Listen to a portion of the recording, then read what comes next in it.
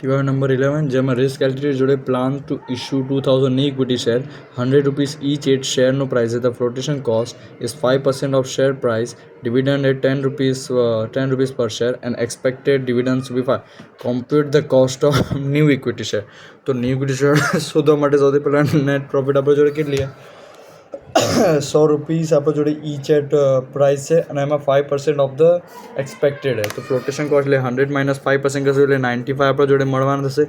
Dividend આપણા જોડે જોવા જઈએ તો આપણે જોડે ડિવિડન્ડ ₹100 છે, એમાં ડિવિડન્ડ કેટલા ઇન્ટુ 10% છે, ₹10.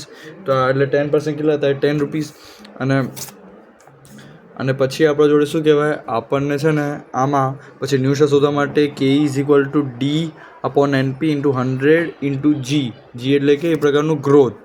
તો D એટલે કે અહીંયા આપણું છે કે 10 અને NP આપણા જોડે અહીંયા શોધ્યું 95 અને ઇન્ટુ 100 અને ઇન્ટુ G આપણા જોડે ગ્રોથ ઇન્ડિવિજ્યુઅલ જે છે આપણા જોડે એક્સપેક્ટેડ 5%. તો 5% આવી ગયું અને આવી ગયું 15.53. પછી જે એક્ઝિસ્ટિંગ શેર હતો એની પ્રાઇસ શોધવા માટે કે is equal to D/NP two 100. તો D કેટલો 10 અને માર્કેટ પ્રાઇસ કેટલી આપેલી આપણા જોડે 100 ને જો અહીંયા આપી the current market price of equity 160 calculate the cost of existing equity share.